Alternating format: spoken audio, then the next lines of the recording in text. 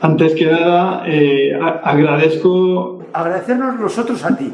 Agradezco a Gonzalo su invitación y a todos los participantes sus ponencias, ¿no? Bueno, y también debo decir, confieso que es un placer estar de nuevo con vosotros, ¿no?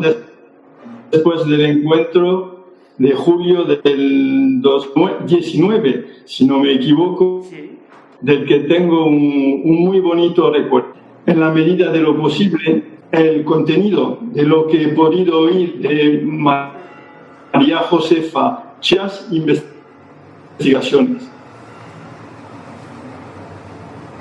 En otras palabras, lo que os propongo muy breve de sonambulismo puro. Y claro está que con esto solo pretendo menos cuando dos comunicaciones, como acaba de decirlo Gonzalo, en las tres temáticas y preguntas siguientes. ¿Qué ocurre con la estructura comercial de los puertos del 16 al 17? Segundo, ¿cómo reaccionan a este cambio estructural?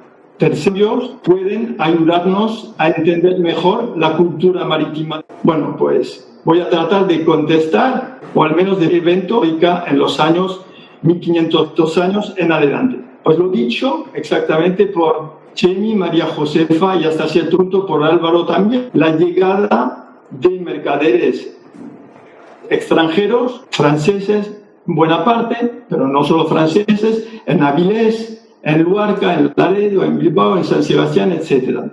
¿No? Esta llegada, que es esporádica al principio, se va afianzando y los franceses se van a durablemente en los extranjeros también, lo decía Álvaro. Estos franceses llegan con telas, cereales, invierten en seguros, etc. Esta presencia no es un hecho baladí. La inversión de una dinámica que duraba al menos desde el siglo XV. Habían sido, por así decir, maestros de mediados del siglo XV, más o menos a finales del siglo. La crisis no es general, tiene razón Álvaro, ¿no? Pero acción comercial, igual no en lo que concierne la industria, el comercio de intermediación de las telas, por ejemplo. Perturbaciones que significan molestias para la economía, ¿no? Y sobre todo, va a provocar para el puerto principal de Ducados, en términos de movimiento comercial, entre 1550 y 1600. En consecuencia, la mayoría de los castellanos y vizcaínos presentes en los grandes y se repliegan hacia la península. Mi segundo punto es que al establecerse los franceses en la costa, se hacen con el comercio de telas en España. Sí. Y lo que equivale a decir que los vasco-cántabros y los castellanos quedan desplazados de esta actividad que habían controlado tiempos atrás. Sí. Se refuerzan entonces los lazos entre los ribereños de la costa vasco-cántabra. Y muchos de ellos tratan ahora, nuevamente en el siglo XVII, convierten sus actividades hacia la costa vasco-cántabra y América, ¿no? En un comercio tanto de cabotaje como transatlántico. Y la diferencia también con el siglo XVI es que cada vez más este comercio, tanto de cabotaje como transatlántico, se hace con productos procedentes de la industria local. Entonces ya no se trata de vender telas francesas o terciopelo italiano, se trata de vender hierro. Y esto afianza los lazos por toda la costa, ¿no? Hacia el mundo hispanoamericano, por así decir. A cambio de este aceite, los vascos van a traer vino ayer y esta mañana también, pescado, cítricos de toda la costa noroeste, aceite andaluz y plata americana. Por ende, en el 17, si he entendido bien, entre puertos y élites vasco-cántabras se densifica lo que se puede llamar una interdependencia comercial. Más si tomamos en cuenta el hecho de que todos los productos que hemos dicho son o bien productos alimenticios o materias primas que entran en la construcción de barcos y su armamento, ¿no? Hechos fundamentales para la supervivencia económica de cada uno de los puertos de la costa vasco-cantábrica. Y ahora voy al tercer punto, que no hago más que esbozar. ¿Qué significan estos cambios? Es decir, estos cambios. La instalación de los franceses y el desplazamiento de las actividades de los vasco-cántabros hacia la industria local, construcción de barcos, comercio de hierro, de vino, de cítricos, etc. ¿Qué significa todos estos cambios en términos de identidad de una cultura vasco-cántabra? Que al final es la pregunta que nos pone Gonzalo, ¿no? Pues estos vasco-cántabros en el siglo XVII se apoderan ni más ni menos que de la carrera de Indias y de la minería americana. Y van a ejercer hasta cierto punto un monopolio también de los cargos políticos en América. Entonces, controlan la carrera de Indias, el comercio entre América y España, y también ejercen un control, digamos, audaz de los cargos políticos en América. Algunos datos permiten puntualizar este dominio. Las guerras, por ejemplo, entre vicuñas y vascongadas, que tienen lugar en los años 1620 y 1640, en Potosí en particular, pero en México también. En ellas, en estas contiendas, en estas guerras, se percibe perfectamente lo que une a los vascongadas: la posesión de armas, el control de la minería, del transporte marítimo, sólidas finanzas que les permiten comprar cargos políticos y actuar como un auténtico grupo de presión. En fin de cuentas, una cultura hecha en base a una interdependencia económica sólida y a unas afiliaciones políticas comunes, ¿no? Y eso es lo que hay que precisar, ¿no? Entre estos vascongadas, de los que se hablan, muchos cántabros en realidad, muchos. Algunos castellanos allegados de los vascos y, como no, vizcaínos y guipuzcoanos en número importante. Todos ellos procedentes de los más importantes centros marítimos vasco-cántabros y ciudades, villas del interior. Regresemos un momento ahora a la geografía.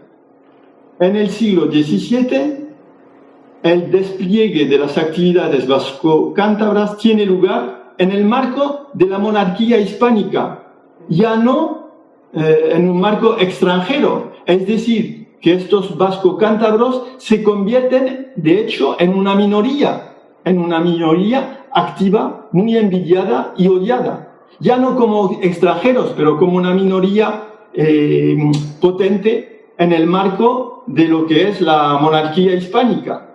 Y esto, evidentemente, fortalece aún más su sentimiento de pertenencia, su apego a la zona de origen que son estas montañas, ¿no? del noroeste de la península. Y eso marca también, este sentimiento de pertenencia, marca también desde el punto de vista cultural una diferencia notable con el resto de los españoles. terminado y espero que esto permita un poco animar el debate. Si tenemos un poco de tiempo de debate después de haber oído a Lourdes y a Jean.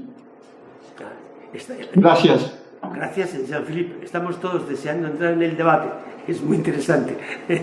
Bueno, y damos paso ya a Lourdes Odriozola para exponernos el puerto de Zumaya en el siglo XVII. Recordemos que Lourdes nos ha acompañado en la Baja Edad Media, en el siglo XVI, con lo cual tenemos una perspectiva asombrosa del puerto de Zumaya, muy bien elaborada como trabajo de historia. Por favor, Lourdes. Buenas tardes a todos, muchas gracias por estar aquí, pues a todo el grupo de Plencia, Gonzalo, pues a todos los que organizáis estas jornadas que año tras año pues son muy laboriosas. Ya es el tercer año que acudo a las mismas y me parece que son muy interesantes porque se dan perspectivas muy diferentes para entender esta cultura marítima del Cantábrico. Yo voy a volver a hablar del puerto de Zumaya. Y le comentaba a Gonzalo que si el año que viene se trata del siglo XVIII, pues Zumaya no va a estar porque Zumaya desaparece del mapa. Y estoy un poco de acuerdo pues que las causas están con lo que ha dicho Jean-Philippe. Como hemos visto otros años, pues Zumaya pues en el siglo XVI fue uno de los principales puertos comerciales y desde el punto de la industria de la construcción naval de todo Guipúzcoa, incluso de la zona del País Vasco. Pero a partir del desastre de la Armada Invencible, pues su panorama empieza a cambiar totalmente y empieza un declive, que es lo que vamos a analizar hoy, que comienza en el siglo hacia 1580, una crisis que en la coyuntura general se mantiene hasta 1680, pero que en el caso de Puerto de Zumaya se mantiene hasta 1844. Fecha en la que el puerto es declarado puerto de interés de segunda categoría de Guipúzcoa y es un reconocimiento en el que le da potestad para hacer un comercio con determinadas mercancías y en el que en Guipúzcoa solo hay otro puerto de interés general que es de primera categoría, que es Pasajes. Entonces el caso de Zumaya yo quiero resaltar que es un caso muy interesante. Es un puerto que tiene muchas luces y muchas sombras y en la que su evolución a lo largo de la historia pues ha sido pues como un tobogán, ¿no? Con muchas alzadas y con muchos picos. Zumaya en el siglo XVII empieza a gestar esa crisis y empieza a gestar esa crisis porque pierde los dos pilares de su economía fundamentales, que son por una parte la de los astilleros, en las que van a tener una poquísima producción, cuando había sido en términos cuantitativos y cualitativos uno de los principales astilleros de Guipúzcoa, y el comercio también pierde su importancia y, como vamos a ver, la balanza comercial de Zumaya cambia. ¿Por qué? Porque de ser un puerto exportador se convierte en la primera mitad hasta 1640 en un puerto que tiene la balanza equilibrada tanto importaciones y exportaciones, y a ser un puerto totalmente importador, en cual le supone pues una balanza negativa.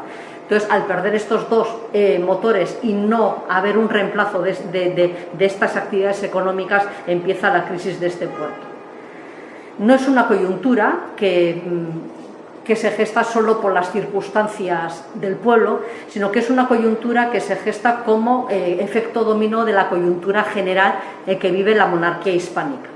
A partir del desastre de la Armada Invencible, en 1588, la monarquía hispánica, la de los Habsburgos, pues empiezan a perder el poder y el control de los mares, lo cual tiene unos efectos en el comercio porque los corsarios, los piratas se van intensificando y ya no es seguro navegar.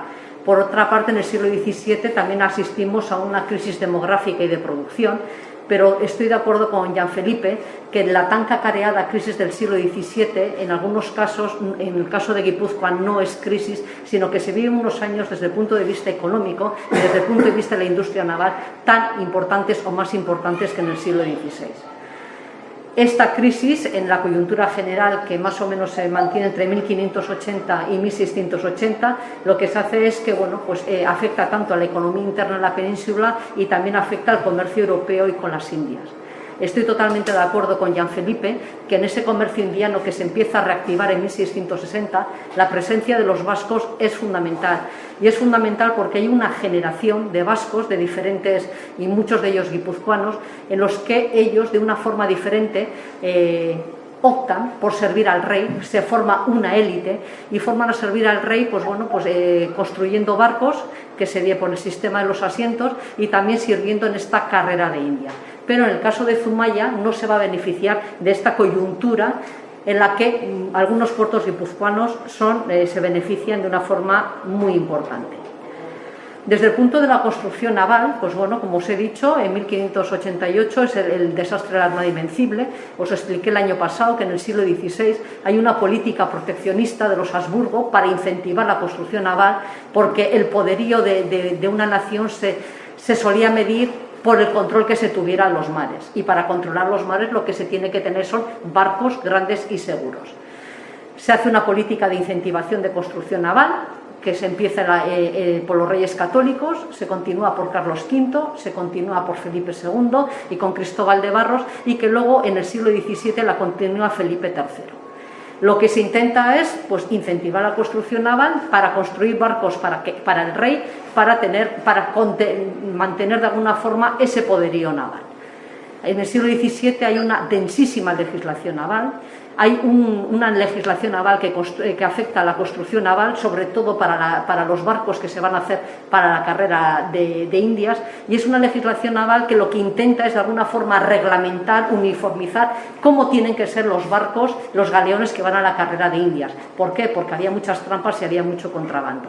Las primeras ordenanzas son las de 1607, son unas ordenanzas muy controvertidas y muy cuestionadas y muy criticadas por andaluces y sobre todo por guipuzcoanos, porque dice que con las dimensiones y proporciones que se dan a los barcos, se puede ganar en seguridad en esos barcos, pero no se gana, se pierde mucho en la capacidad de carga, y lo que se interesa es llevar el máximo de mercancías a las Indias y traer el máximo de oro y de plata. Entonces, si ese volumen de transporte se reduce, pues para ellos el volumen, el margen de beneficios, pues también se disminuyen, y más con la dificultad que había de traer esos convoys de oro y de plata a la península, y lo que eso conlleva en los pagos que tiene que hacer la monarquía a los asentistas, a esa élite de vasco-cántabros. Yo me voy a centrar sobre todo en los vascos y los guipuzcoanos, que de alguna forma, por el sistema, sobre todo en la construcción naval de los asientos,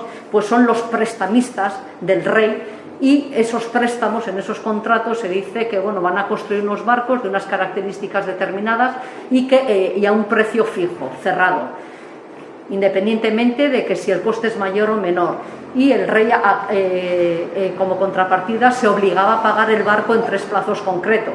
¿Qué es lo que ocurre? Que el rey incumple en la mayoría de los casos esos plazos. ¿Por qué? Porque esos convoys con el oro y la plata para pagarles no llegan de América. Como os he dicho, esas ordenanzas de 1607 son muy controvertidas, traen muchísimos problemas, tanto a los vascos como a las personas afincadas en la plaza de Sevilla para ese comercio con las Indias, y lo que se hace es una revisión de las mismas y se redactan las ordenanzas de 1618, que también afectan a los barcos de gran porcentaje, de grandes dimensiones, que van a la carrera de Indias. No son tan controvertidas, hay bastantes problemas, y la verdad es que la realidad demuestra de que los barcos, aunque oficialmente solían respetar esas ordenanzas, estas medidas, muchos de ellos en la práctica no lo hacían. Estas ordenanzas se mantienen más o menos activas hasta finales del siglo XVIII, hasta el finales del siglo, en la que hacia 1691 Antonio Garrote publica su libro Nueva fábrica de baseles reales, que dice cómo se tienen que hacer. Esta nueva fábrica de baseles reales es sustituida posteriormente con la normativa, con las dimensiones y forma de construir de Antonio Gaztañet en el siglo XVIII, que fue el más adelantado de su tiempo, y nuevamente tenemos un vasco, en este caso un guipuzcoano. No es producto de la casualidad, ¿por qué es un guipuzcoano? Porque se ve que la vinculación de los guipuzcoanos, de los vascos con el mar, tanto a través del comercio y a través de la industria de la construcción naval, es importantísima. Y Antonio Gaztañeta no solo es un constructor naval, es también un marinero que conoce tanto el barco, cómo hay que hacer un barco, como el funcionamiento y los problemas que puede haber en ese mar. Esta política de proteccionista que os he dicho que hacen los Habsburgos para contar con una flota propia, pues no tiene los resultados esperados.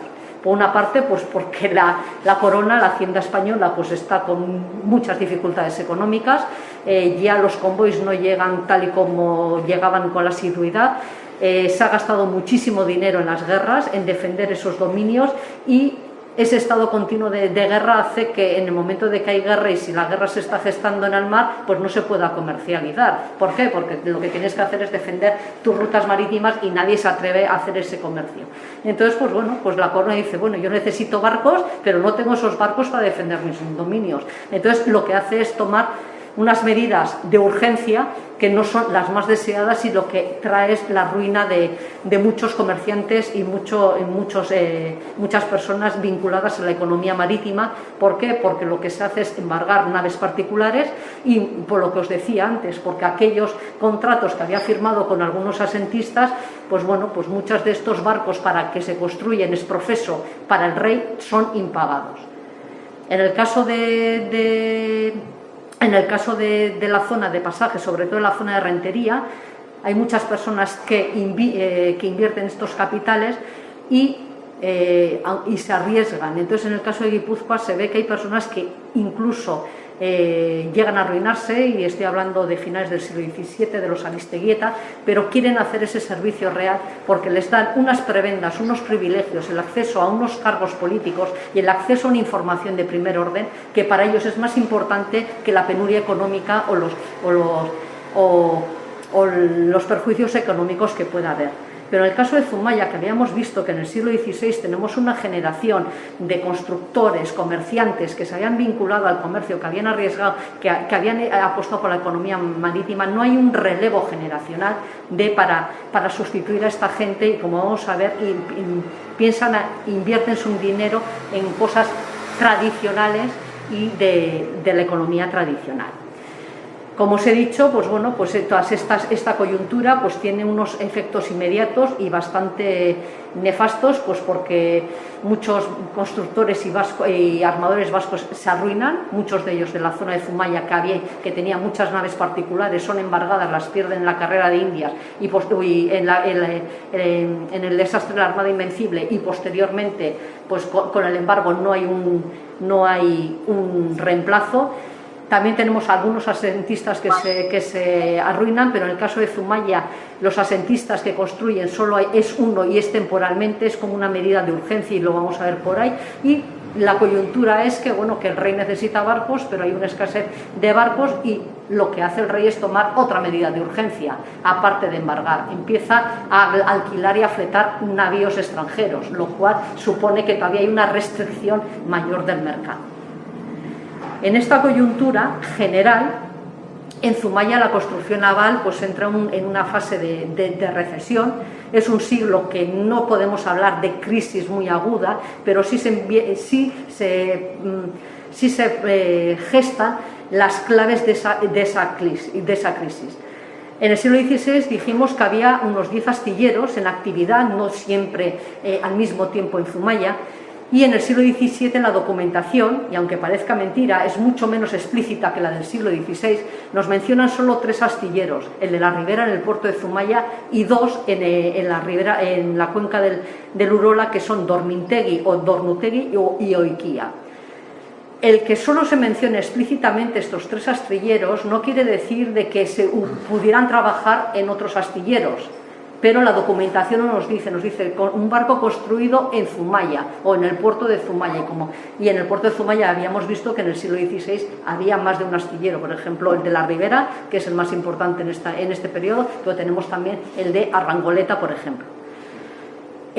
Por otra parte, pues bueno, vemos que el panorama cambia. Habíamos visto que en el siglo XVI los astilleros hay un reparto bastante equitativo, homogéneo de la producción entre los astilleros del puerto y los de la cuenca del Urola, pero vemos aquí que está focalizada sobre todo en la construcción en el astillero de la Ribera, que se convierte en el más importante, sobre todo en 2 décadas, en el periodo comprendido entre 1623 y 1642.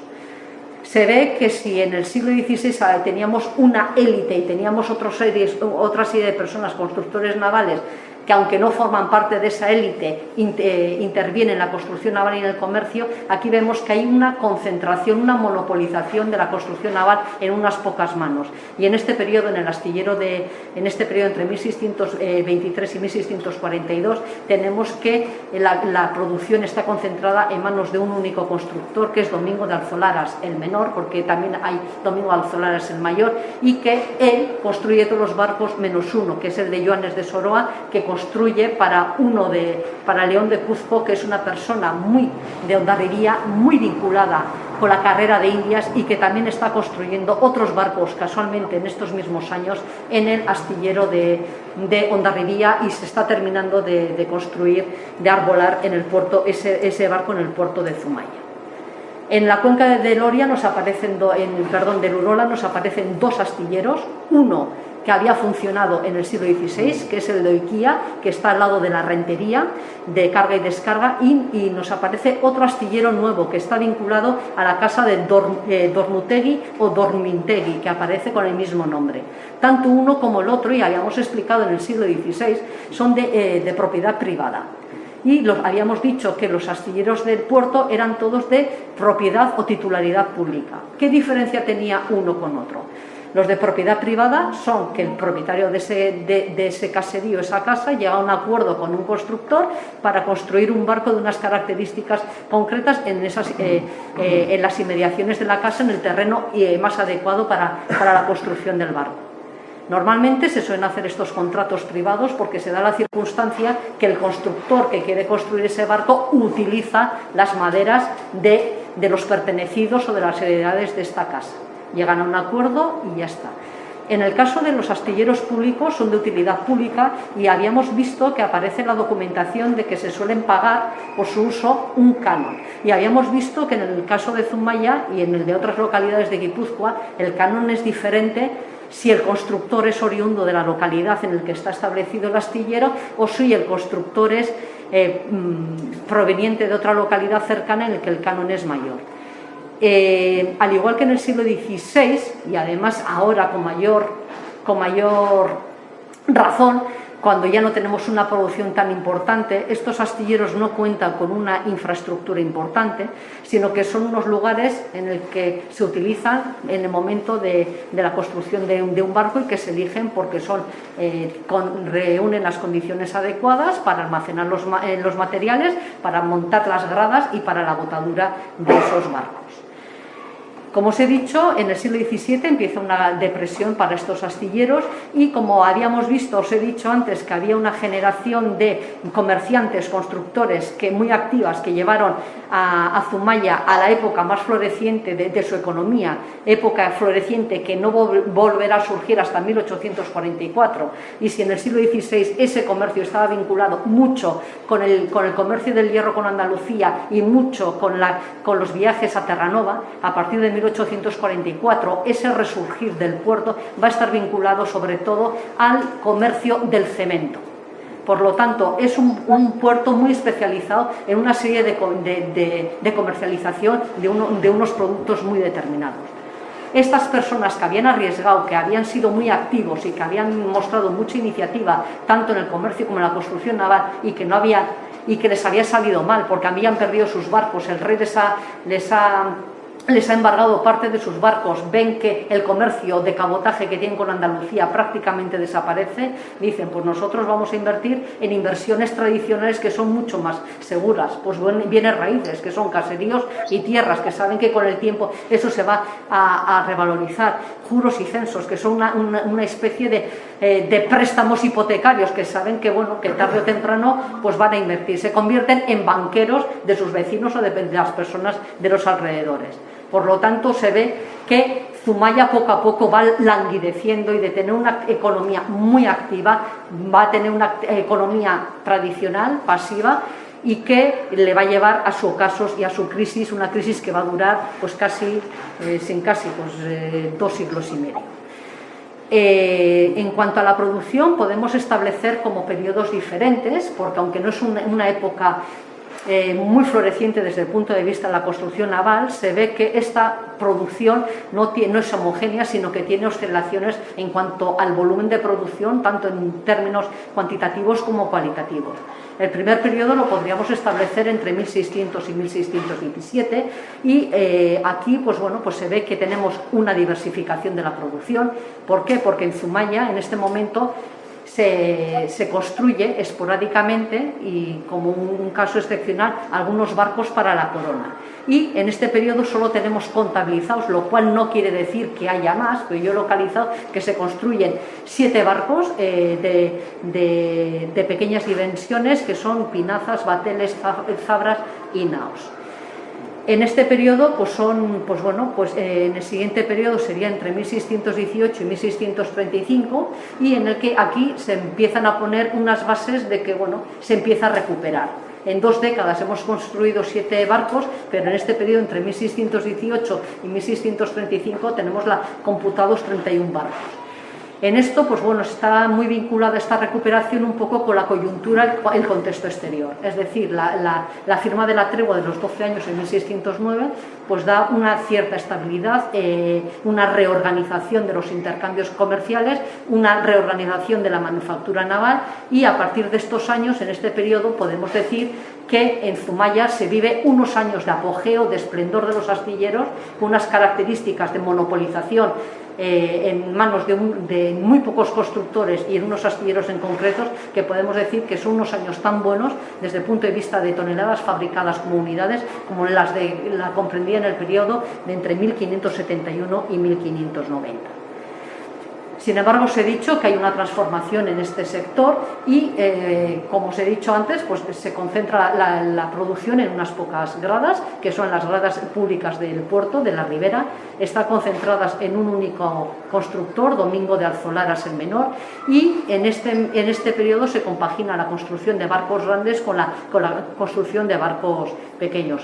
Fue de alguna forma, y lo digo entre comillas, como una especie de experimento, porque en el siglo XVI en Zumaya se habían construido muy pocos barcos grandes, se había especializado la producción y esa especialización le había dado que fuera un puerto puntero en la construcción naval en embarcaciones de pequeño y mediano tamaño para el comercio de cabotaje y para la pesca. Y hay esta diversificación, a decir, el intento, es una coyuntura diferente, vemos que el sector privado está muy paralizado y vemos que una salida puede ser el servicio a la corona e invertir en el sector público. Pero esto no sale bien. Y no sale bien no porque las inversiones fueran fallidas, sino por las características propias del puerto. Entonces, en el caso de Zumaya, aparte de la coyuntura exterior, para explicar esta crisis que se empieza a gestar en el siglo XVII y que dura hasta 1844, está muy vinculada con la orografía y las características geográficas del propio pueblo. Del propio puerto. En 1585, los comerciantes y pescadores de Zumaya escriben una misiva diciendo la peligrosidad de la barra y dicen que hay muchos barcos que se hunden y que eso es un hándicap importante para la actividad comercial y portuaria del puerto. Por otra parte, otro de los problemas que tiene es el poco calado. Es un puerto que tiene, y ha seguido teniendo este problema, tiene unos problemas de sedimentación de las arenas. Entonces por sí es una barra que no tiene mucho calado. Si construyes un barco de grandes dimensiones, el calado tiene que ser mayor, y a eso se genera un problema de sedimentación y pérdida de calado. Me vais a decir, pero si está hablando esta mujer de que a partir de 1844 Zumaya es la bomba y que después de Pasajes es el puerto más importante. Es el más importante porque a partir de esta época se empiezan a hacer las grandes obras de infraestructura y de reacondicionamiento del puerto, que empiezan en ese periodo y se prolongan en el periodo anterior. Os tengo que decir también de que la primera intervención se hace hacia 1790 y se hace en la zona de Narrondo, y esta primera intervención, y es un ejemplo un dato que corrobora esa crisis, no se hace una intervención en el puerto para reactivar el comercio, la actividad portuaria, sino que se hace, la primera intervención que se hace en 1790 es ganar tierras al puerto para dedicarlas a la agricultura, lo cual vemos que ya esta crisis que se está generando en el siglo XVII, Zumaya, de ser un puerto volcado al mar, se vuelve en un pueblo volcado a la tierra, en actividades primarias agrícolas. Viendo que tienen esos problemas, y actualmente en Astilleros Balenciaga también tienen que ver cuándo botan los barcos por los problemas del poco calado, pues hacen que, bueno, que ven que no pueden apostar por hacer barcos de gran tonelaje para la corona, porque el puerto les limita esa actividad y tienen que funcionar de una manera diferente y tienen que centrar su producción en pequeñas y medianas embarcaciones, y esto de alguna forma gesta la crisis. Vemos que en este periodo tenemos, aparte de Domingo Alzolaras el menor, que es el número uno, el amo del cotarro, tenemos otro de la familia, que es Domingo Alzolaras mayor, y también aparecen como fabricantes navales Francisco de Uzcanga Gorriarán y Joanes de Soroa, que Joanes de Soroa es una persona especializada en la construcción de grandes embarcaciones. Viendo este plantel de que se hace este intento de diversificar la producción, aquí tenemos pues embarcaciones de diferente tamaño y aparecen, pues aparte de los típicos de pequeñas y medianas dimensiones, como os he dicho antes, como pataches, pinazas, zabras, que son las típicas que se utilizan en el comercio de cabotaje, pues galeones de gran tonelaje. Esta coyuntura cambia totalmente en 1636 a 1699, y en esta aquí después de este intento de diversificación y que por los problemas de la barra pues no fructifica de una forma positiva, pues empieza a gestar lo que son ya las claves de la crisis de la industria de la construcción naval en Zumaya.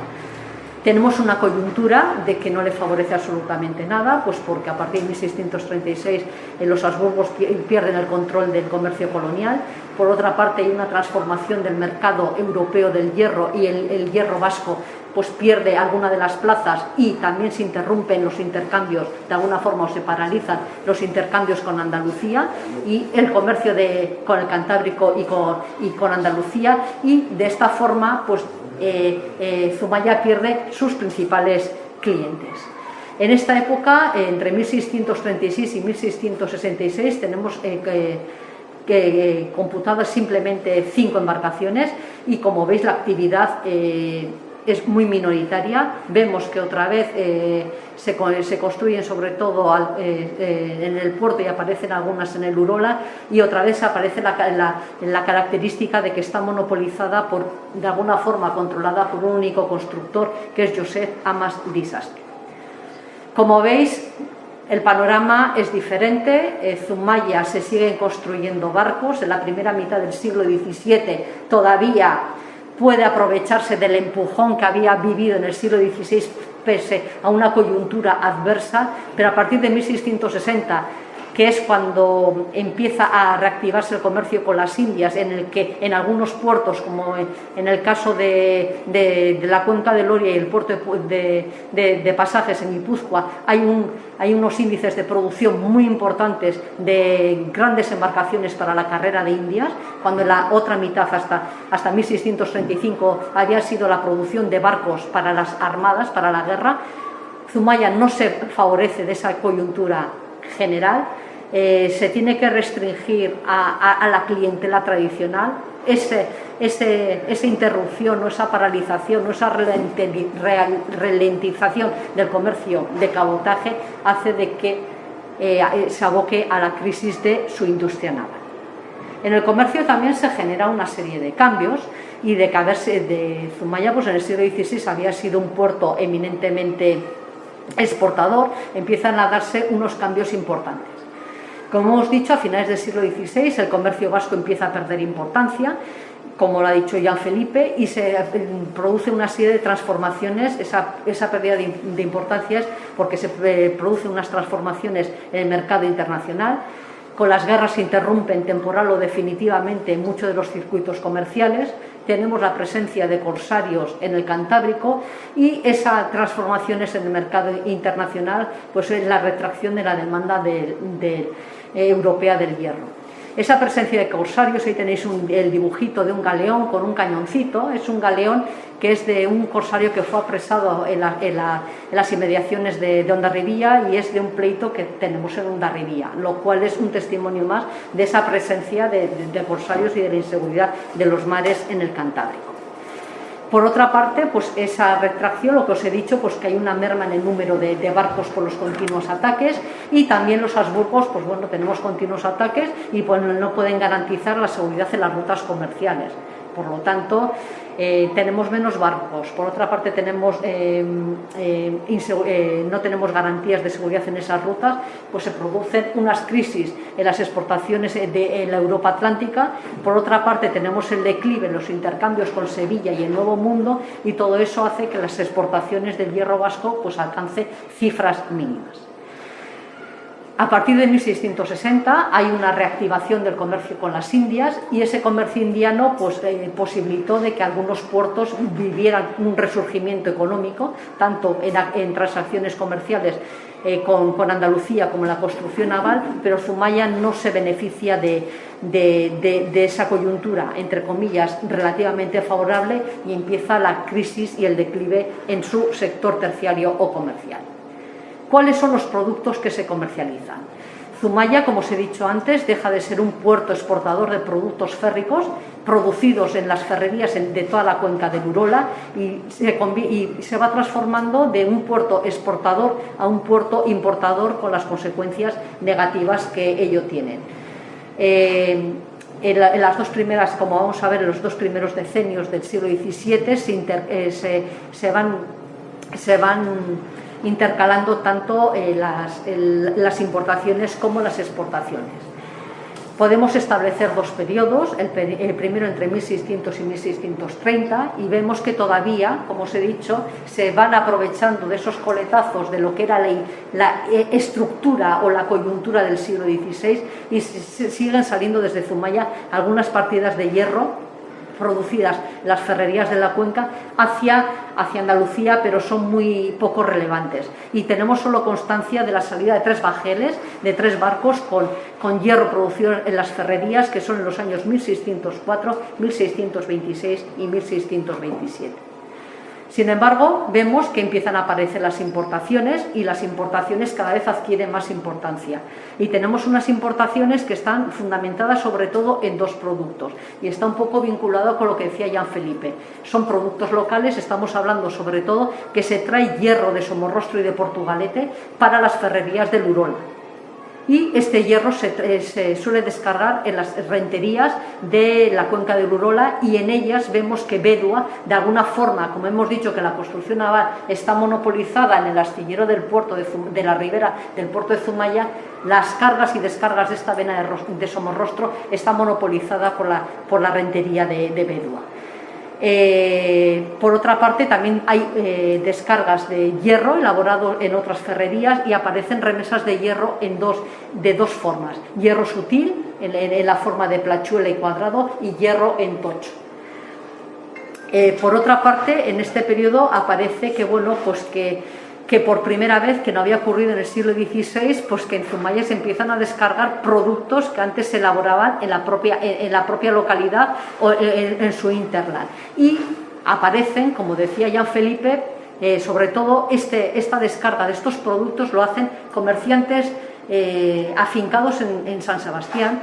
Y los comerciantes que aparecen, están aquí los nombres: Joan Arman, Jacques Michau, Salomón Oguige Burgues, Guille Michau, y como veis aquí no hay ningún apellido, ningún nombre vasco. Todos son personas francesas o europeas afincadas en San Sebastián que de alguna forma controlan ese comercio del Cantábrico.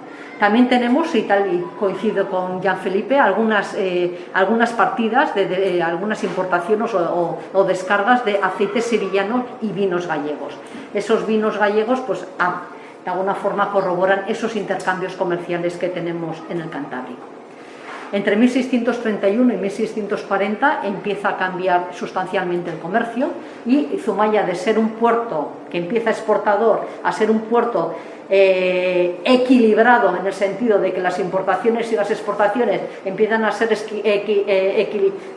similares, se convierte a partir de 1631 en un puerto importador, en el que la compra, la entrada de productos de otras localidades gana sobre la salida de productos elaborados en la propia localidad. Esto, pues bueno, pues empieza a tener una balanza, unas consecuencias económicas desfavorables y trae la decadencia y posterior estancamiento del sector.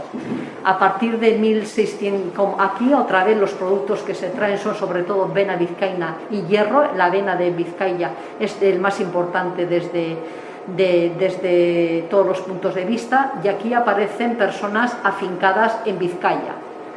Y aparecen, pues bueno, aquí tenemos, pues bueno, no aparecen personas francesas, sino otro nombre de otro tipo de personas vinculadas al comercio castellano, como son Pedro Hernández, Cibrián Laza o Cristóbal Hernández. A partir de 1640 la documentación dice que en Zumaya apenas hay intercambios, el sector comercial entra en una crisis total. Las cargas y descargas, como os he dicho, se hacen en las renterías y lonjas de Urola, sobre todo en las de Bedua, y esa desaparición del comercio y de la industria naval hace que Zumaya entre en una retracción económica total, y de ser un puerto volcado a mar se convierte en un pueblo pobre de agricultores. Muchísimas gracias a todos.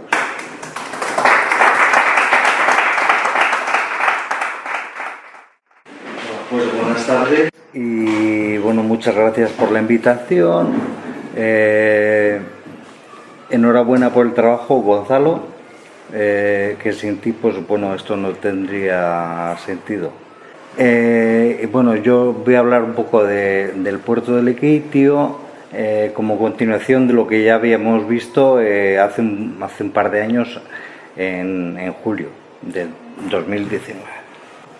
Bueno, esta imagen ya la puse antes y era un poco para verla cómo se configuró Lekeitio, que Lekeitio se configuró en la margen izquierda de la desembocadura de una ría, en este caso la ría, el curso fluvial, el Lea, que viene del interior de Vizcaya, y como en la desembocadura, pues bueno, va también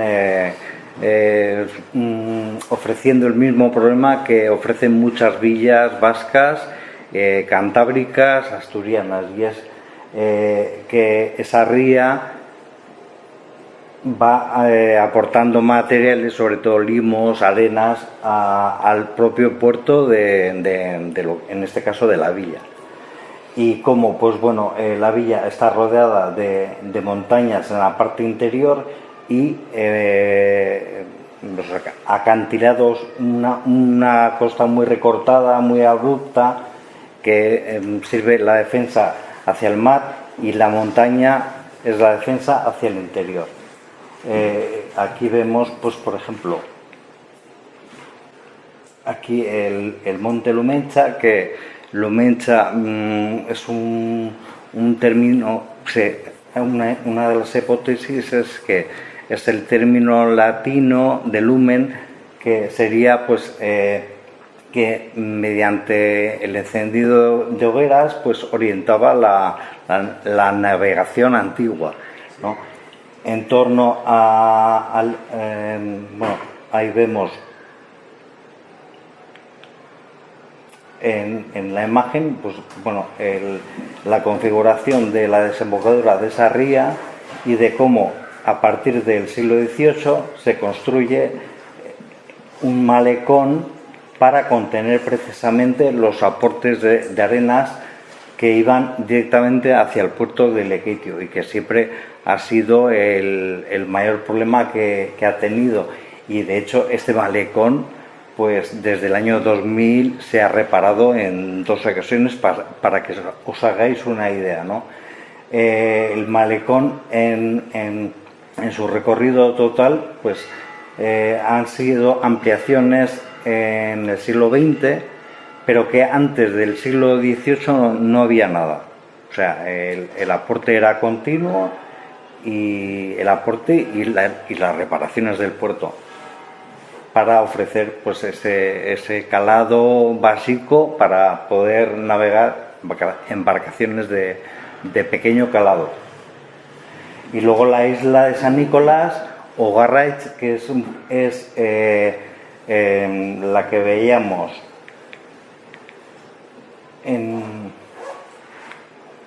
ahí, que se llama San Nicolás porque hubo un monasterio franciscano en el siglo XVII, durante unas décadas estuvo en funcionamiento y la isla tuvo importancia desde siempre, porque una de las defensas de artillería estaban ubicadas en la isla. No se sabe muy bien en qué punto, porque posiblemente corresponda con el punto que posteriormente se construyó un fortín de época carlista en el siglo XIX. Junto a este monasterio hay una ermita que le dio el nombre a la isla, San Nicolás, y que tiene mucha relación con el mundo marítimo, etc. En esa isla, en ese monasterio, también durante un periodo muy corto de tiempo sirvió para la cuarentena de la gente que venía, que llegaba llegaba a la villa por mar y con algún tipo de contagio o de epidemia. Bueno, el puerto que vemos hoy en día es este, que claro, es muy diferente al que existía en el siglo XVII. Bueno, básicamente la estructura es la misma, o sea, la disposición, por así decirlo. Aquí tenemos la playa de Isuncha, que es la playa de la propia villa de Lekeitio, porque la que está a este lado del malecón ya pertenece a una anteiglesia que se llama Mendesa. O sea, es una anteiglesia, una entidad menor, más rural.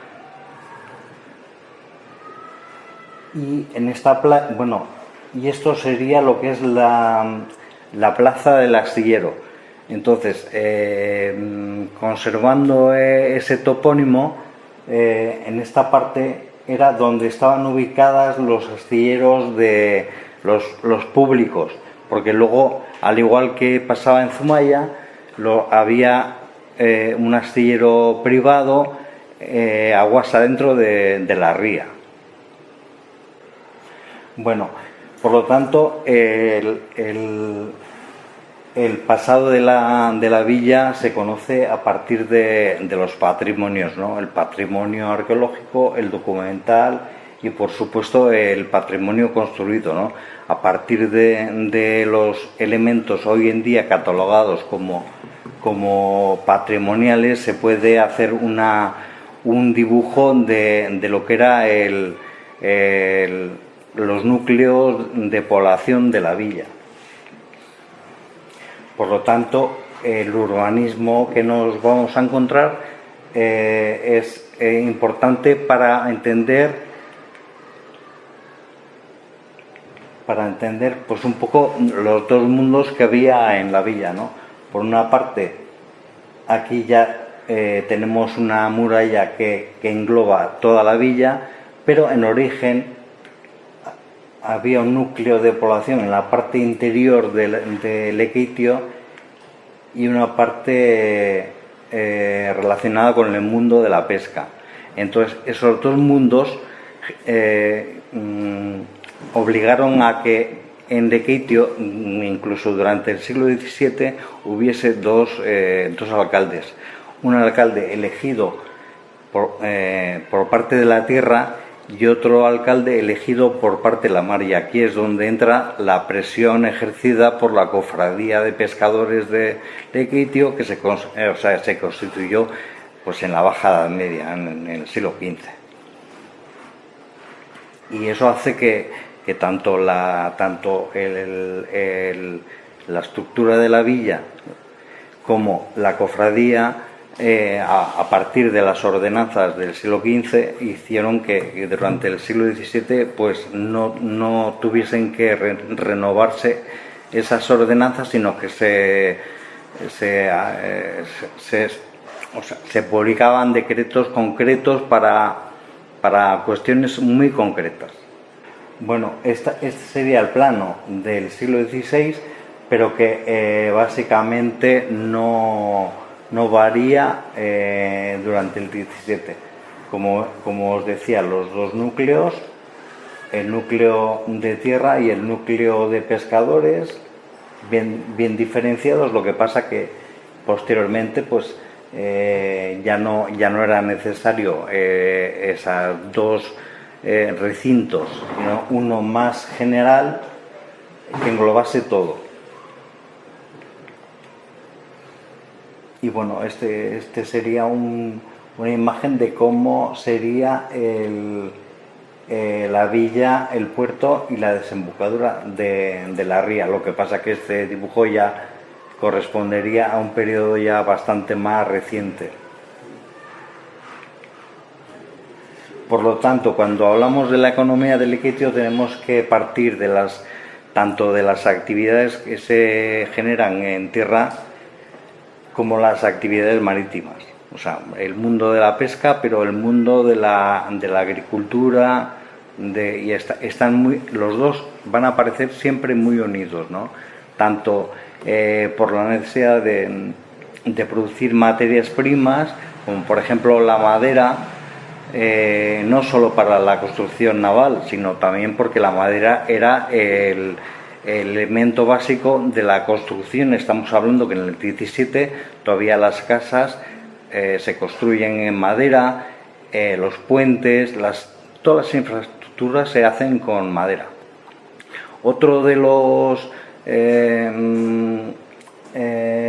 en este caso procedían del mar y que era un producto de primera necesidad era la grasa de ballena que servía para alumbrar las viviendas, las calles, para la fabricación de velas, para cualquier tipo de energía. Y luego, por otra parte, lo que se aparece también, y que lo hemos estado hablando hoy Gonzalo y yo, es el tema del vino, ¿no? ¿Por qué hay tanta cantidad de importación de vino y sobre todo venta de vino propio? O sea, el Lequeitio durante el siglo XVII también va a generar va a hacer una política proteccionista, dando prioridad a sus propios productos, los que se producían en la propia villa, como el vino y la pesca, sobre todo la pesca en Lequeitio. O sea, se daba prioridad a la pesca que se hacía cerca de la villa respecto a las importaciones o a los productos que venían de otros puertos.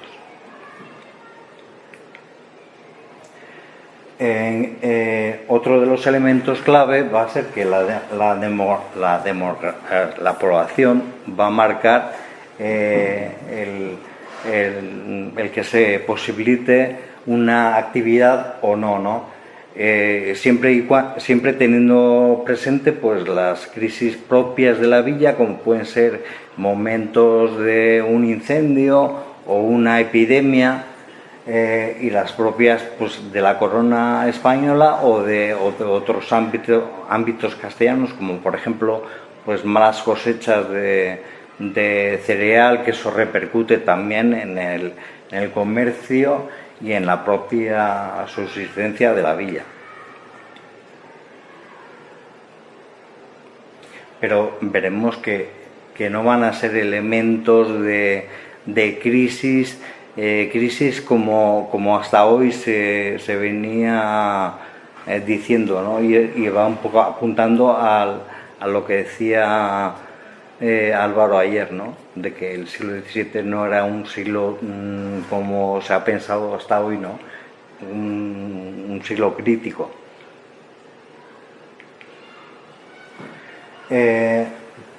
En cuanto a esa población que veamos como elemento muy importante, vemos que en Lequeitio, a partir de los registros que se conservan, que son los registros parroquiales, o sea, por lo tanto estamos hablando de bautizos, no nacimientos.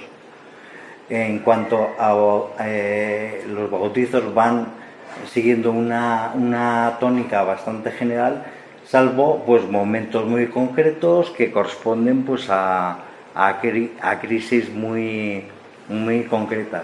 Y lo mismo sucede con los muertos, con los finados, ¿no? No hay un excesivo mortandad a causa de una guerra o de una epidemia. Hay momentos que por ejemplo en 1687 pues se eleva el número de defunciones. Bueno, y en cuanto a la población, otro elemento que también hay que tener en cuenta eran las aportaciones que tenían que hacer las villas costeras vascas al señorío, ¿no? Aportaciones que se hacía por reparto habitualmente y que no solamente se refería al número de naves, sino al número de soldados que formaban parte de la Armada española. Y en estos aportes, tanto de dinero como de personas, pues bueno, también estamos viendo que el mayor problema lo encontramos en el año 30, en la década de los 30, que coincide con la época de los conflictos que mantienen la corona con Francia, y luego más adelante, en los años 80, en el año 82 concretamente, pues también vemos cómo se dispara el número de aportaciones. Lo que pasa que el Lequeitio, de los 1000 que tiene que reclutar el señorío, al Lequeitio le corresponden solo 9 personas. Entonces es habitual también que en el siglo XVII, ante la falta de búsqueda de manos para llevar a la Armada, se recurra también a personas de la tierra llana, de las antiiglesias próximas a Lequeitio, ¿no?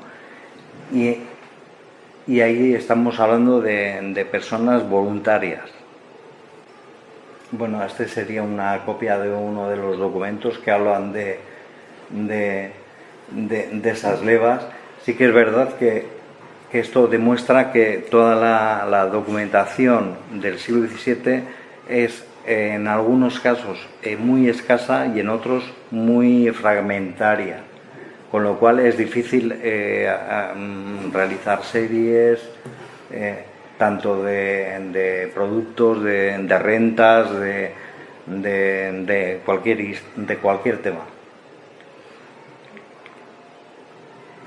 Por ejemplo, las rentas con las que se nutría el concejo eran rentas pues que se aplicaban en este caso pues a Lóndiga, que la Lóndiga es la que vendía toda la cuestión de cereales, trigos, etcétera, ¿no? Cebadas. Y entonces estas personas se comprometían a abastecer a partir de las cantidades que tenían que pagar al concejo como renta, pues se comprometían a abastecer de esos productos a la población. Lo mismo pasa con las carnicerías y la abacería. La abacería era la que se encargaba de proporcionar aceites y grasas a la población de la villa.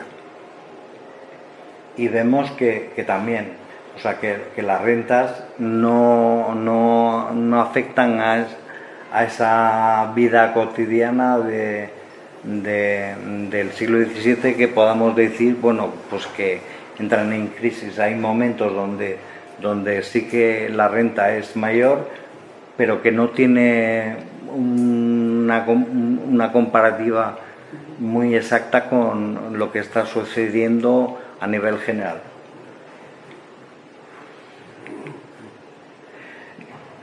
La cestería, antes hablábamos de cómo el aceite, de cómo la madera eran elementos de primera necesidad. La cestería también. En la villa se producía mimbre, y la mimbre hacía que el cesto fuese el contenedor necesario para cualquier tipo de venta de pescado, salazones, y luego por supuesto el pontaje y mollaje, que tiene relación con todo el mundo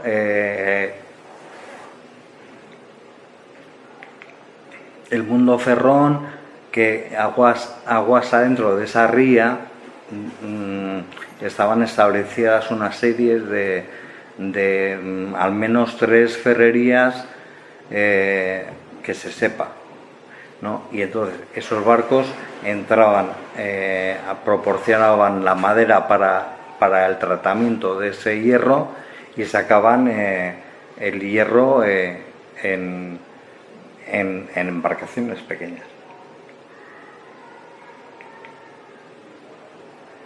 Aquí tenemos, pues, simplemente a modo de ejemplo, porque lo que comentábamos antes, que la documentación es muy parcial y hace que solamente tengamos en momentos puntuales el dato, ¿no? En este caso, pues en el año 35, en el 54 y en el 55, donde se establecen los precios del atún, del besugo, como especies que junto con el bacalao y la carne de ballena son los productos más propios, más típicos de Lekeitio, ¿no? Tenemos que hacer hincapié en que en base a ese proteccionismo de la villa se da prioridad a los pescados de la villa, a los pescados que pescaban los miembros de la cofradía de pescadores, los marineros, etcétera, ¿no? Y el pescado sobrante se destinaba a escabeches y a salazones. Y entonces, antes hablando con Gonzalo, el tema de dar tanta importancia al vino propio, al vino de la villa, mi pregunta era si el escabechado se podía hacer con vino, en lugar de... Es que yo no me he encontrado ninguna referencia a vinagres, y el vinagre es esencial para el escabeche. Bueno,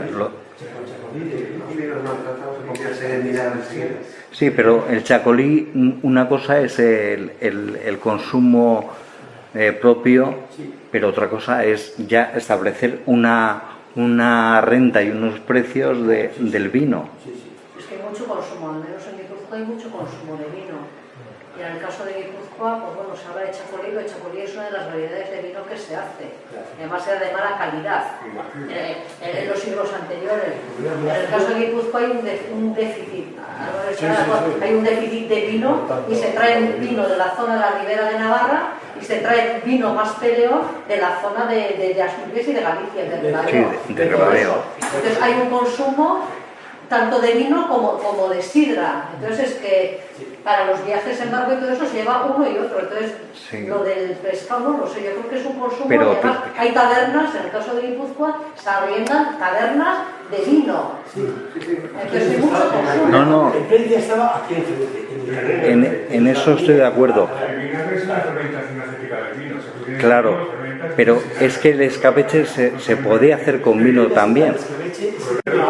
hasta donde sé yo. En el caso de Guipúzcoa, yo lo que tengo en mente es que más que escabeche es salazón, se habla de salazón. Sí, no, pero se está escabechando.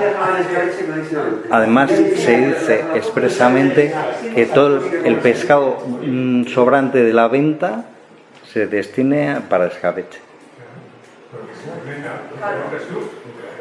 Pero sin embargo, yo en Lekeitio por lo menos no he visto nunca entradas de vinagre, ni en el caso de Lekeitio los manzanales estaban en las antiglesias, entonces eran propiedades de los grandes que vivían en Lekeitio, con lo cual explotaban los manzanales de fuera de la villa, pero la manzana era elaborada en lagares de la villa.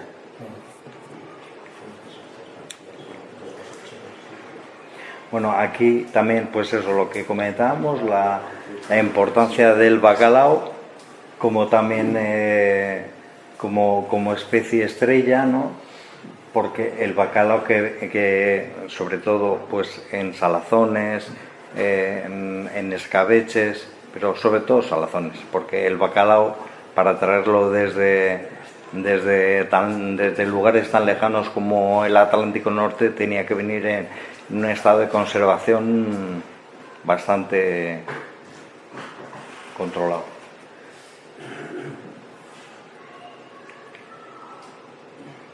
Y luego pues el tema de las ballenas, vemos como en el siglo XVII se siguen cazando ballenas, no en una cantidad muy elevada, pero también pasaba en el siglo XVI, que tampoco era una especie muy cazada. La documentación distingue entre ballenas y ballenatos y poco más que no sepáis, que el tema de la ballena, lo que comentábamos, era fuente no solamente por su carne, sino porque también se aprovechaba para el aceite que luego era consumido en las viviendas de la villa. Una grasa que se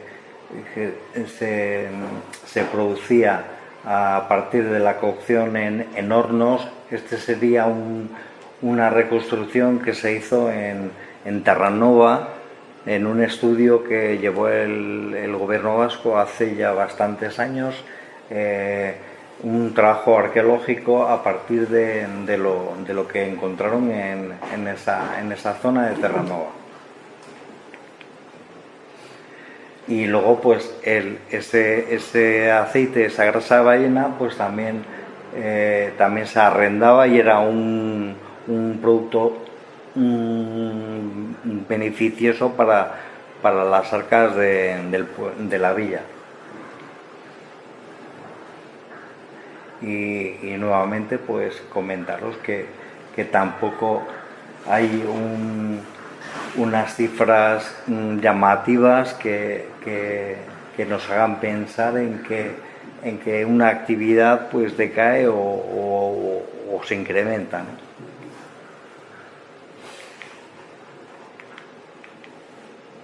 Y luego, volviendo otra vez al mundo de la arqueología, yo es que tengo una de formación profesional y bueno, esto es un hallazgo de hace un año en Lekeitio, de un año para acá, donde se han descubierto unas tinajas, y a partir del análisis del interior, pues se habla de que son contenedores de grasa de ballena, que incluso pues esos análisis te pueden dar información sobre la especie de ballena, que no corresponde precisamente con la cazada por aquí, pero bueno, eso quiere decir que también se importaba grasa de ballena de otros lugares. Y luego pues el otro gran elemento que veíamos antes y que era muy importante para la villa era el monte. el monte, la madera para surtir las ferrerías, para la construcción de barcos, para la construcción, para la arquitectura de la villa, en definitiva, ¿no? Y vemos cómo a partir de lo que se corta se planta, con lo cual más o menos se puede establecer fechas en las que hay un mayor corte de arbolado. En el caso de los años 80, pues es evidente que hay una actividad bastante activa en cuanto a la provisión de madera, y también pues a finales de los 90. Pero sin embargo, pues aparte de este 1603, tenemos 80 años de vacío en la documentación, que no hay forma de seguirlo. A no ser pues que a partir de protocolos notariales pues haya información, añadidos que aporten algo a estas cifras.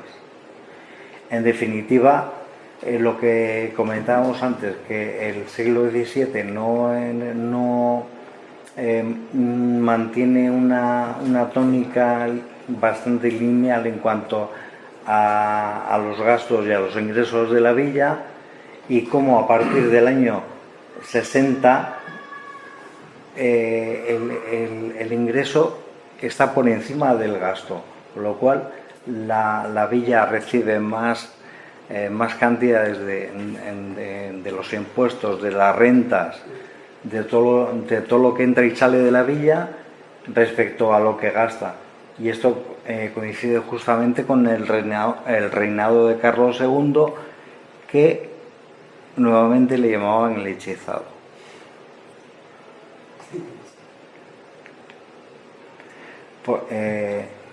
En cuanto a infraestructuras, la villa es la continuación de lo que ya había antes, en el siglo XVI, en el siglo XV, y que simplemente pues se dedica a mantenerlo, a mantener esa estructura, ese urbanismo, el faro, la atalaya, los lugares determinados para que sirven como defensas de la villa. Y en definitiva, pues es un poco la visión global de un Lekeitio del siglo XVII, donde es yo diría que es un siglo bastante, a partir de lo que se conoce de documentación, bastante plano.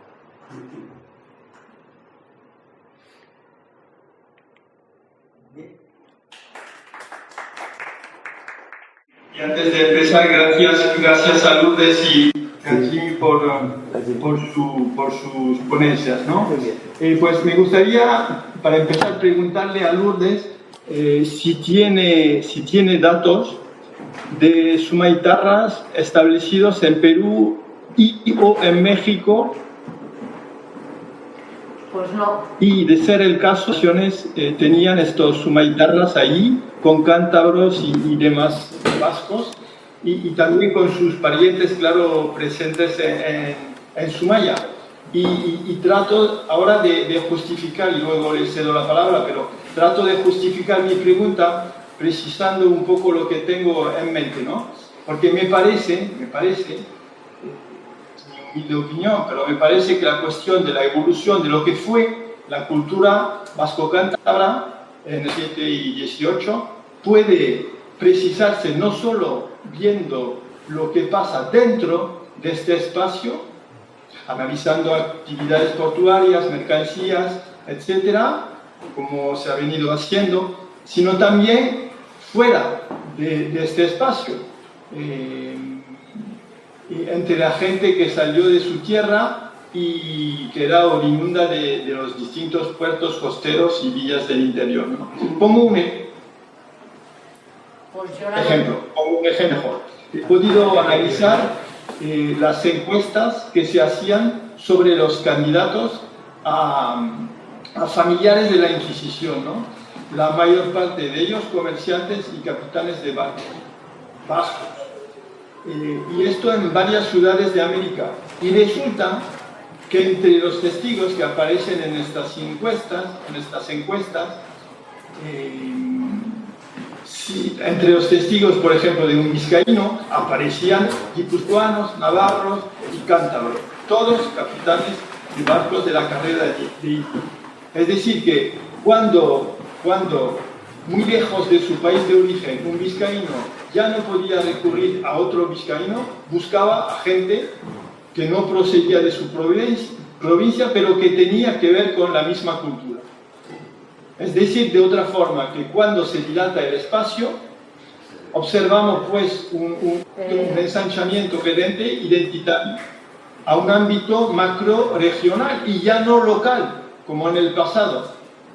Es decir, que estas solidaridades transatlánticas aportan mucha homogeneidad a la cultura del Cantábrico y hace que la cultura ya no es la donostierra o la bilbaína o la sumaitarra, sino una cultura más amplia que abarca a todo el espacio vasco, si me explico. Y en todo caso, esto contrasta mucho con lo que sabemos de los siglos anteriores, es decir, del siglo XV y XVI. Por ejemplo, en el consulado de vascos en Brujas, en estos siglos XV y XVI, pues la casi totalidad de los miembros del consulado eran bilbaínos, salvo muy escasas excepciones. Entonces ahí sí ya se reducía a lo local, ¿no?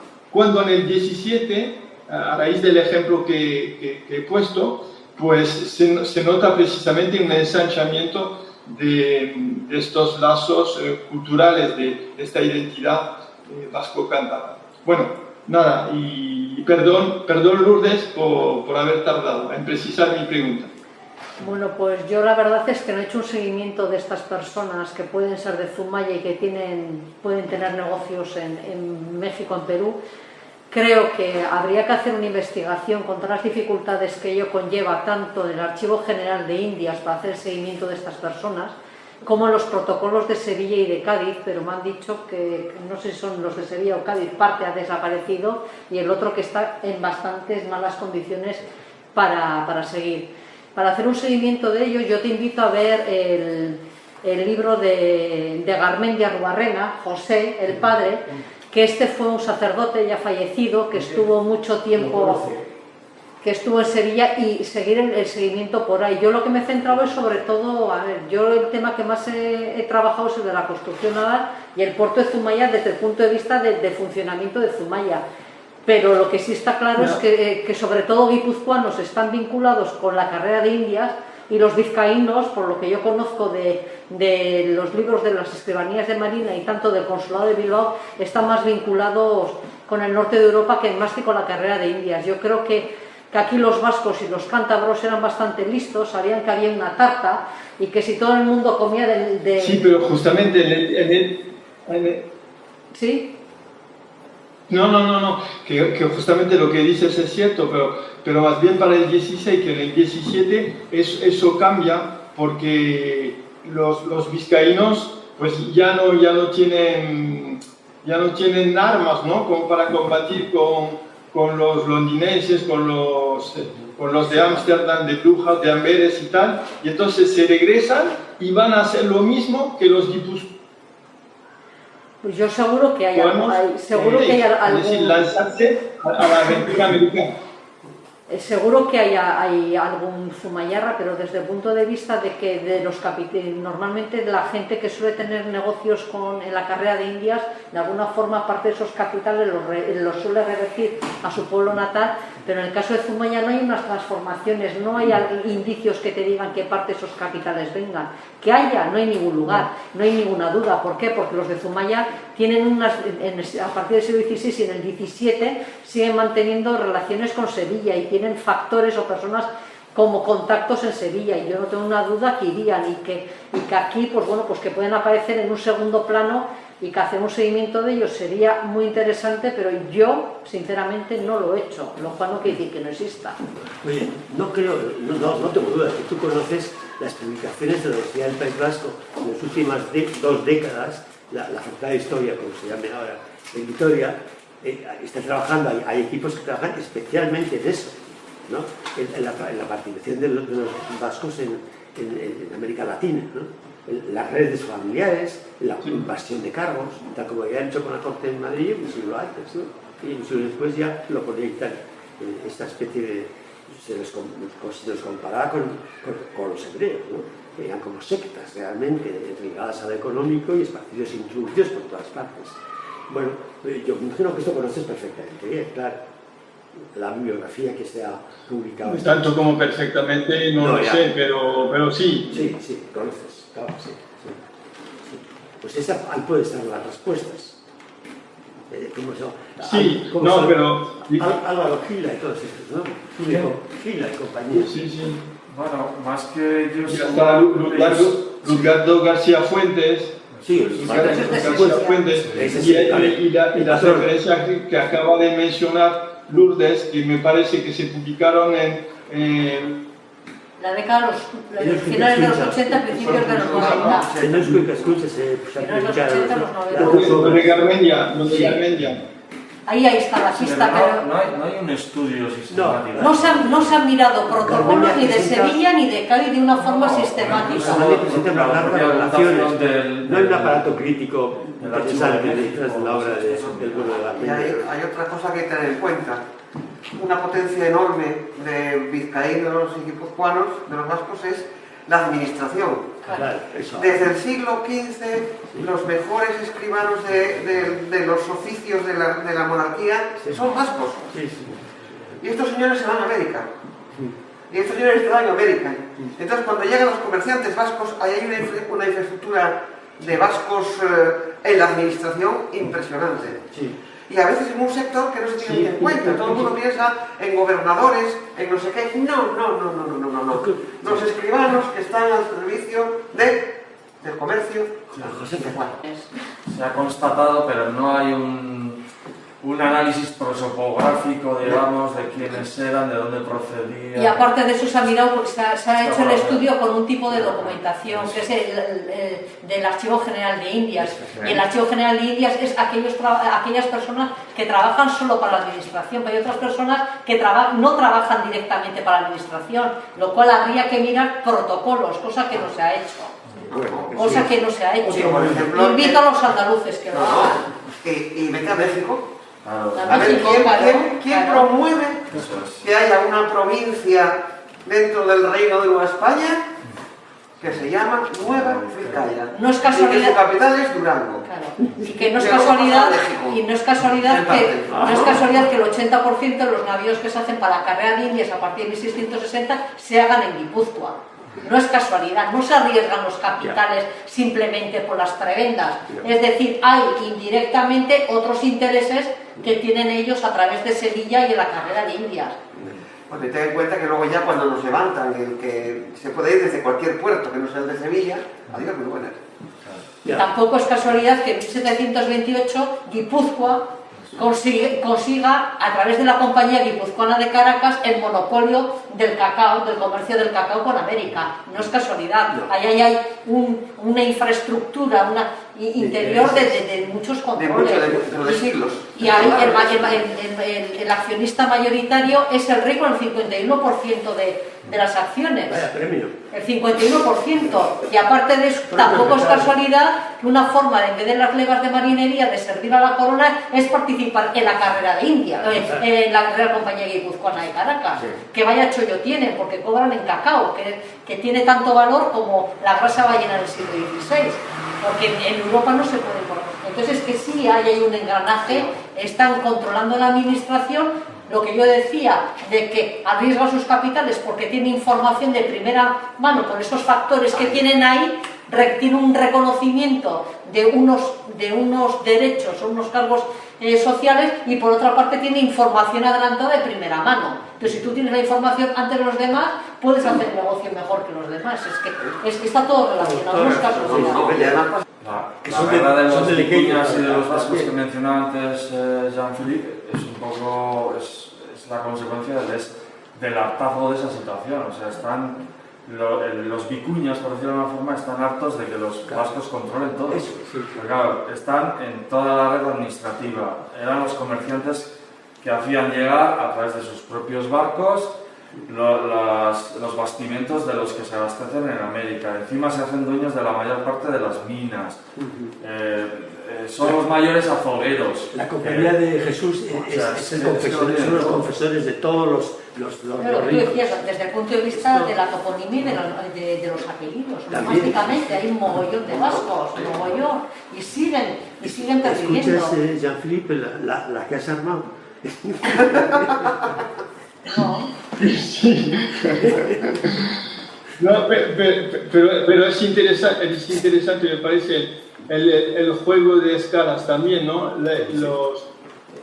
Las distintas ciudades o provincias pueden ser rivales en la franja, en la cornisa vasco-cántabra, y luego las redes muy solidarias fuera de su territorio de origen. Es decir, que, por ejemplo, entre las vascongadas, como he dicho, entre las vascongadas pues había tanto vizcaínos como guipuzcoanos, cántabros y demás, y algunos burgaleses. Y todos armadores, efectivamente. Otra definición, y la cultura tiene otra definición pasando por esta escala, digamos, macro, ¿no? Y lo macro, estas redes transatlánticas van a cambiar el contenido de las relaciones también en la costa, hasta cierto punto. Bueno, es lo que percibo, intuyo. De acuerdo. Así es, sí. Y las lecturas que he hecho y a los papeles que he movido, que no es ninguna, no lo estoy imponiendo como una ciencia cierta, vamos. Claro, no hay ciencia cierta. Aparte de que también, y no hemos aludido al tema, pero también guipuzcoanos y vizcaínos luchan juntos para defender la hidalguía universal y un montón de inmunidades y privilegios que tienen en común. Esto también fortalece Está el tema de los fueros, ¿no? los intereses, la identidad entre las distintas provincias. Pero como es una actitud cultural, como es un fenómeno cultural, está un fenómeno cultural, bueno, mitológico, de automito, de automitología personal. Lo mismo sucede con los cántabros en la montaña, en Santander. Bueno, solo tienes que pasear un poco y aquellas casas de piedra del siglo XVII, una casa solo tiene un bajo y una planta, pero de arriba abajo es todo un escudo lleno de pámpanos, corazas, yelmos, etc., que acaba en cañones con es algo impresionante. Y en Asturias es exactamente igual. Realmente había fue un fenómeno cultural en el siglo XVII de exagerada autoestima, ¿no? De exagerar la valía del honor, ¿no? Dicho todo esto estaba, por supuesto, promovido por la Iglesia y por Trento, ¿no? El Dios del honor, el rey.